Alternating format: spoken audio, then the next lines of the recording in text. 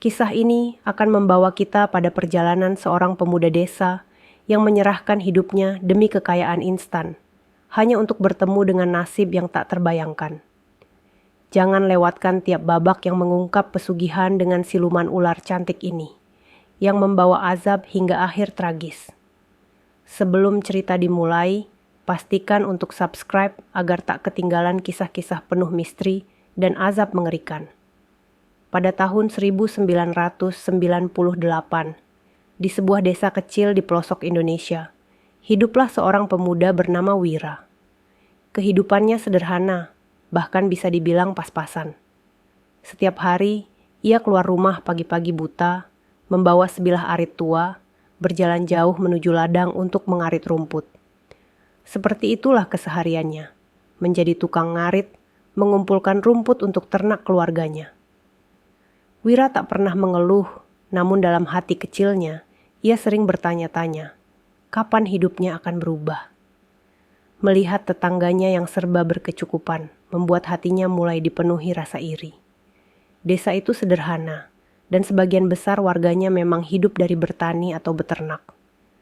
Namun, ada beberapa orang yang, meskipun tinggal di desa terpencil, tampak hidup dalam kemewahan yang tak masuk akal. Mereka memiliki rumah-rumah besar, kendaraan mahal, dan pakaian mewah, sesuatu yang seolah tak mungkin bagi penduduk desa. Wira penasaran, dari mana datangnya kekayaan itu? Suatu malam, ketika tengah berkumpul di warung kopi bersama beberapa pemuda desa, Wira mendengar cerita dari salah satu teman lamanya. Kamu tahu, Wir, kekayaan seperti itu tidak datang begitu saja. Banyak yang melakukan cara cepat. Bisik temannya penuh rahasia. Wira tertarik, mendekat lebih dekat untuk mendengarkan dengan saksama. Temannya menceritakan tentang pesugihan, suatu cara mistis untuk meraih kekayaan. Meskipun sudah sering mendengar desas-desus tentang pesugihan, Wira tak pernah benar-benar mempercayainya. Tapi kini, melihat kesuksesan beberapa warga desa, ia mulai mempertimbangkan bahwa hanya mungkin, ada kebenaran di balik semua ini. 1 minggu berlalu, rasa penasaran dan keinginannya untuk memiliki kehidupan yang lebih baik terus menghantui pikirannya. Hingga suatu malam, dengan tekad yang sudah bulat, Wira mendatangi seorang dukun terkenal di desa itu. Dukun ini memiliki reputasi mampu mendatangkan kekayaan dengan cara pesugihan. Apakah kau sungguh-sungguh siap? Dukun itu memandangnya dengan mata tajam yang menusuk, membuat bulu kuduk Wira meremang. Dengan anggukan pelan, Wira menyatakan kesungguhannya. Tanpa berkata lebih banyak, dukun itu mengambil beberapa ramuan, lalu mengajaknya untuk berangkat ke hutan pada malam berikutnya. Malam itu terasa mencekam. Di bawah sinar bulan purnama, Wira melakukan ritual sesuai instruksi dukun. Ia membaca mantra sambil duduk di tengah lingkaran yang terbuat dari dedaunan dan kembang sesajen. Dalam detik-detik yang terasa menegangkan itu, tiba-tiba angin dingin berhembus kencang, dan bayangan hitam muncul dari balik pepohonan. Bayangan itu perlahan mendekat, berubah menjadi sosok seorang wanita cantik dengan mata yang memikat. Rambutnya panjang dan hitam legam, mengalir bak air yang jatuh ke bahunya. Wanita itu tersenyum dan mendekati Wira, membisikkan janji kekayaan dan kehidupan yang jauh dari kemiskinan. Namun, ada satu syarat. Tak hanya sesajen yang harus diberikan, Wira juga harus menjadi pasangannya, bermesraan dengan sang siluman ular setiap malam Jumat, di tempat yang telah disepakati. Tanpa pikir panjang, Wira menyetujui perjanjian itu. Dalam matanya, terpancar ambisi dan ketakutan yang membaur menjadi satu. Dan di sanalah, di tengah malam yang sunyi, ia menyerahkan dirinya untuk mendapatkan apa yang selama ini ia dambakan. Namun, ia belum tahu apa yang telah ia setujui akan membawa perubahan yang tak pernah ia bayangkan sebelumnya. Wira tak pernah menyangka bahwa hidupnya berubah begitu cepat. Setelah perjanjian dengan siluman ular, kekayaan mulai mengalir ke dalam kehidupannya seperti air sungai di musim hujan. Hanya dalam beberapa minggu, ia bisa membeli barang-barang yang dulu hanya ia impikan. Rumahnya direnovasi menjadi lebih megah, pakaian yang dikenakannya tak lagi sederhana. Bahkan ia mampu membeli perhiasan emas yang menarik perhatian para tetangga. Di desa, ia mulai dipandang dengan takjub dan iri. Namun, di balik senyum bangganya, ada satu perjanjian yang terus menghantui pikirannya. Janji untuk bersama siluman ular setiap malam Jumat. Malam itu, Wira berjalan menuju hutan dengan hati yang penuh kegelisahan. Dia tahu malam ini adalah waktunya memenuhi janjinya. Di tempat pertemuan yang sudah disepakati, siluman ular sudah menunggunya. Wanita itu menyambutnya dengan senyum yang menggoda, mata hitamnya menatap Wira penuh cinta, sekaligus kegelapan yang tak dapat ia pahami. Mereka bermesraan di bawah sinar bulan, dan sejenak, Wira merasa seperti berada dalam dunia yang berbeda.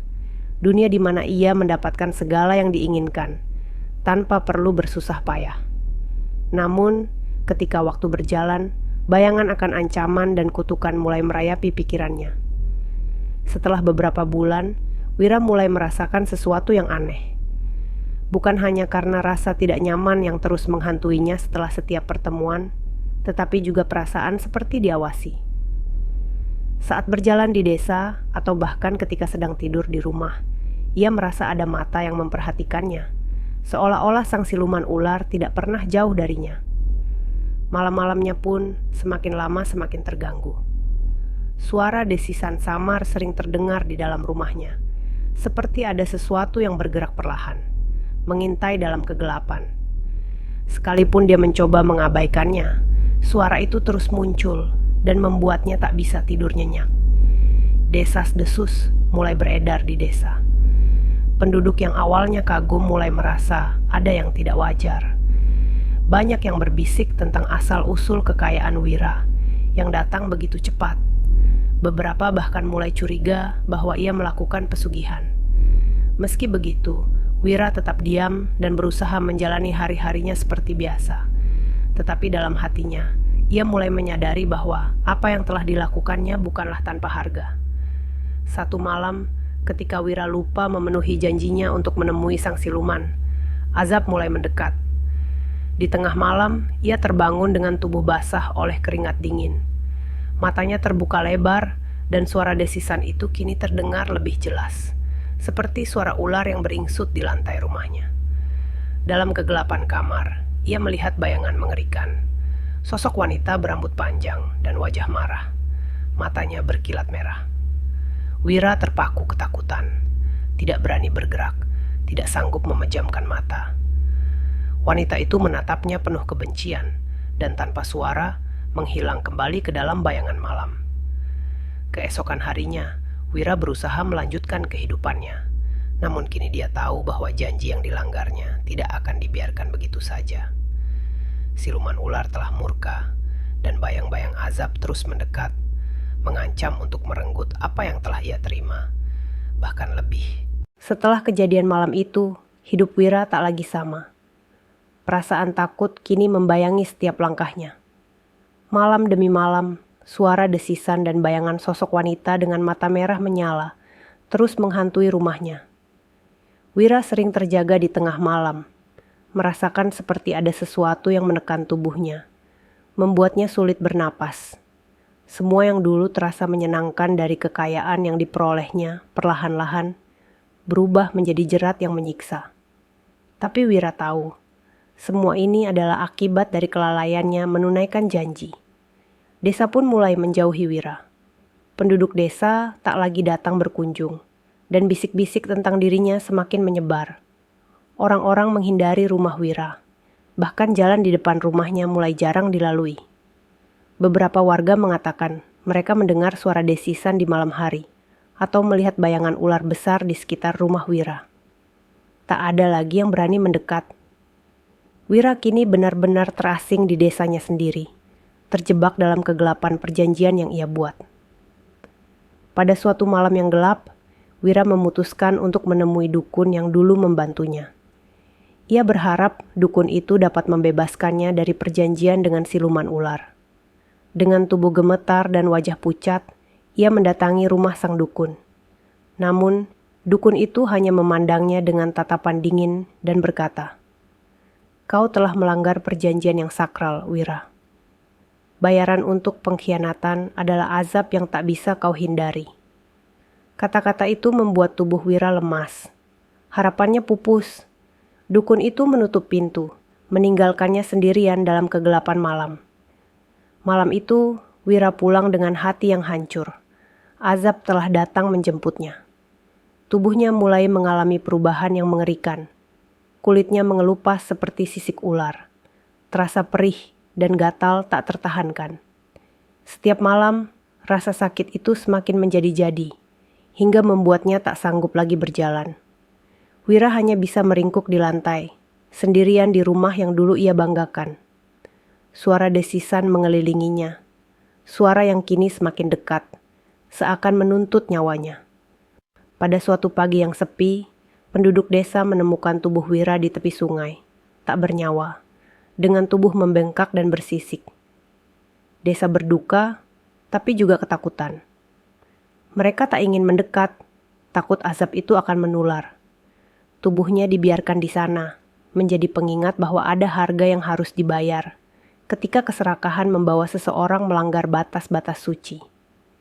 Kisahnya berakhir di sungai, tapi di desa itu, legenda Wira yang terkutuk terus diceritakan dari generasi ke generasi sebagai peringatan. Terima kasih telah mengikuti kisah ini sampai akhir. Kisah tragis Wira adalah pengingat bahwa tak ada kekayaan yang sepadan dengan jiwa dan kebahagiaan sejati. Keserakahan dan jalan pintas mungkin menggiurkan, namun ada harga yang seringkali lebih mahal daripada yang kita bayangkan. Pesan moral dari cerita ini sederhana. Hargailah apa yang kita miliki dan capailah impian dengan usaha yang benar. Jangan lupa untuk like, subscribe, dan tinggalkan komentar tentang apa yang kalian pikirkan soal cerita ini. Kalau kalian ingin lebih banyak kisah penuh hikmah dan misteri, pastikan subscribe agar tak ketinggalan cerita menarik berikutnya. Sampai jumpa di video berikutnya, dan selalu ingat, kejarlah kebahagiaan dengan cara yang benar.